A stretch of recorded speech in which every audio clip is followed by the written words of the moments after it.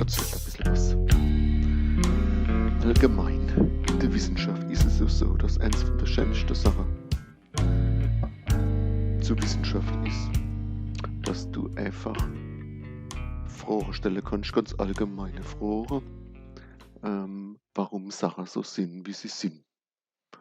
Ich finde es spannend. Du kannst alles Mögliche fragen. Ähm, Das ist eigentlich nur durch deine eigene Fantasie und Vorstellungskraft beschränkt. Zum Beispiel kannst du fragen, wieso gibt es überhaupt sowas wie Pilze, also filamentöse Organismen, Organismen, die sich verhalten wie Ansammlung von Linien. Kann man sich fragen. Und naja, es gibt ja schon ein paar Antworten dazu. In einer früheren Episode habe ich da ja schon mal drüber geredet. Also Pilze haben einige Vorteile. Zum Beispiel können sie ins Innere von größeren Substratbrocken sozusagen neu wachsen. Zum Beispiel ein Brett oder ein dickes Blatt oder ein Käse oder irgendwas. Da können die einfach neu wachsen. Ähm, Weil sie es einfach drauf haben. Die sind wie so Tunnelmaschine. So sind die aufgebaut, so sind die einfach gestrickt, Pilze, die machen das. Und das sind so auch quasi unübertroffen. Und eine andere Sache ist, wenn du ja, eine Ansammlung von Linien bist, dann kannst du über ungleichmäßige Verteilungen in der Umwelt von Sachen, wo du brauchst, also Ressourcen, ähm, quasi kannst du da wie einen Mittelwert machen. Also du kannst da mal ein bisschen was nehmen, da mal ein bisschen was nehmen, da was nehmen, was von dem da ist, was von dem Element gebraucht wird und von der Ressource gebraucht wird. Du kannst das quasi so insgesamt gesehen alles abgreifen. Ähm, ja, das sind ja schon einmal riesige Vorteile. Und letztens ist ein Paper rausgekommen da von einer Gruppe, mit der wir ein bisschen was zusammen machen in Oxford, vom Mark Frigger, seiner Gruppe. Die haben ja noch eine weitere ähm, Frage dazu gestellt und haben halt verglichen ähm, den besonderen Weg, multizellulär zu sein, also wie ein Pilz, einfach filamentös, mit anderen möglichen Lösungen, zum Beispiel, dass du ein Einzeller bist und du tust dich halt bewegen. Ne? Wenn da die Ressourcen alle aufgebraucht sind, das, was du brauchst, dann ähm, schaltest halt dein Motor ein und gehst woanders hin, wo es noch was zu holen gibt.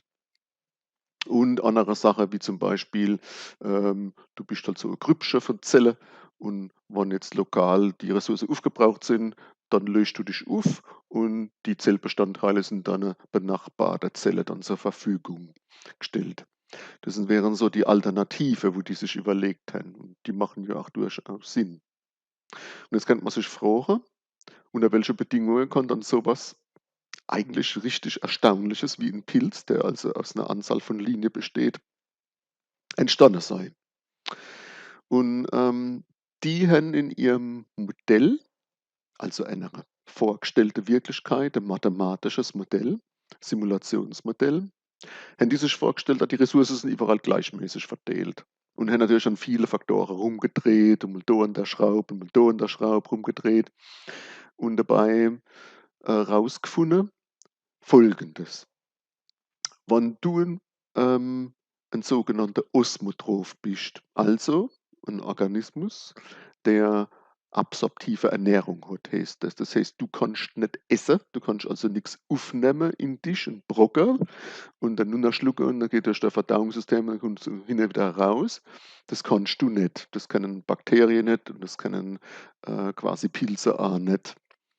Das heißt, die müssen Stoffe, die außerhalb von ihnen sind, die aber viel größer sind als das, was sie aufnehmen können über ihre Oberfläche, müssen sie quasi wie verdauen. Die haben quasi ihren Magen ja außerhalb. Die müssen also Enzyme, das sind spezialisierte Proteine, die chemische Verbindungen kennen.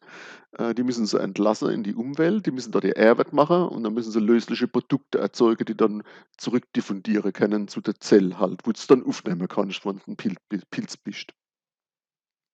Das heißen also Osmotrophe. Naja, das ist ein wichtiger Bestandteil von der Lebensweise ist, du musst die Enzyme in die Umwelt entlassen. Ne? So. Und jetzt stell dir Folgendes vor, du bist ja so ein Einzeller und bist ein bisschen beweglich. Das heißt, du bist jetzt da an einem Fleck dann nimmst du so die Ressourcen auf. Hast halt erst mal deine Enzyme überall da rausgegeben und die machen jetzt die Arbeit und die löslichen Produkte, die kannst du jetzt dann aufnehmen. So, jetzt ist das lokal irgendwann einmal alles weg, wie es halt so ist. Dann, was machst du dann? Na ja, du gehst halt da weg und gehst zu einem anderen Fleck. Wenn du aber dann weggehst, die Enzyme, die machen da ja als noch weiter quasi, tun zum Beispiel Kohlenstoff-Kohlenstoff-Verbindungen auftrennen, aber du hast da andere Sachen, wo du brauchst, zum Beispiel Stickstoff oder Phosphor oder irgendwas, wo du auch zum Leben brauchst, die hast du nicht mehr, die musst du weg. Jetzt machen aber die Enzyme einfach weiter. Und das ist tatsächlich so. Enzyme können so wie so ein eigenständiges Leben so quasi entwickeln außerhalb von der Zelle. Die machen einfach weiter, solange bis sie irgendwann kaputt sind und dann ist Feierabend. Wenn du jetzt aber ein Pilz bist, und das ist wirklich eine super Sache, was die quasi da rausgefunden haben durch ihr Modell, dann hast du da in der Hinsicht einen riesigen Vorteil. Und zwar da, wo du die Enzyme jetzt rausgeschickt hast, in einer älteren Stelle, sagen wir mal, von deiner Kolonie, in Anführungszeichen, als Pilz, sind jetzt irgendwann einmal alles Stickstoff und alle Phosphor und so weiter aufgebraucht. Aber die Enzyme, die machen immer noch weiter da draußen. Und jetzt bist du woanders dahin gewachsen. Aber weil du ja ein filamentöser Organismus bist, bist du immer auch noch da, wo du vorher warst. Und das ist ja alles miteinander verbunden, weil sind ja Röhre, die miteinander kommunizieren und die Stoffe miteinander austauschen können. Und jetzt können dort die Enzyme einfach immer weitermachen und können ja da zum Beispiel Kohlenstoffverbindungen kappen. Und die kannst du ja dann aufnehmen. Und den Kohlenstoff, den kannst du dann nehmen und kannst woanders dahin transportieren, wo du brauchst. Oder für Energie verwenden oder für sonst irgendwas, was du machen willst. Das heißt, eigentlich machen die Pilze, und das ist sozusagen eine neue Einsicht, eigentlich viel bessere und effektivere Gebrauch von den Enzymen, die sie da in die Umwelt entlassen, weil sie halt die Früchte von den Enzymen sozusagen immer noch ernten können, wenn es an der Stelle sich auch gar nicht mehr allein für sich betrachtet rentieren, die dort weiterzuwachsen. Das heißt, sie können immer weiter Sachen aufnehmen, können sie wieder wegtransportieren zu einer anderen Stelle, wo sie noch aktiv wachsen, wo sie dann Stickstoff und Phosphor aufnehmen können aus der Umwelt. Und insgesamt gesehen hat dann der Pilz wirklich einen Vorteil gegenüber den anderen Sachen, also bewegliche Zellen oder das, wo sie sich selber auflesen und so weiter. Und zwar, so wie es scheint, bei jedem Modell macht man ja Annahmen, man macht ja halt die Welt, wie es einem gefällt sozusagen. Und wir haben die ja getestet, wie sensitiv sind die Annahmen gegenüber, wenn es halt einige Faktoren abweicht. Dann haben sie festgestellt, es ist ziemlich robust, ne, ihr System. Das heißt, da gibt es irgendeinen Raum halt einfach von Variablen und Parameter sozusagen, Bedingungen, wie zum Beispiel, wie viel kostet der Transport oder wie viel das kostet, wenn du dich irgendwo hinbewegen willst, so Sachen. Insgesamt gibt es von dem Raum halt 'ne ziemliche Gegend, wo du als Pilz, als filamentöser Organismus wirklich im Vorteil bist. Und deswegen, das ist so die Lösung, die sie jetzt angeboten haben in dem Paper, gibt es wahrscheinlich Pilze. Kann man sich natürlich vorstellen, wenn es irgendwo anders auch Leben gibt, auf einem anderen Planet oder sonst irgendwo, gibt es da vielleicht auch Pilze. Ist Pilze quasi unvermeidbar, wenn du irgendein unabhängiges Evolutionsereignis irgendwo in 'nem anderen Himmelskörper hättest zum Beispiel.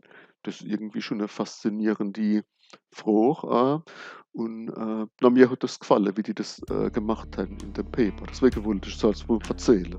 So, ja, das war's dann für diesmal und Servus.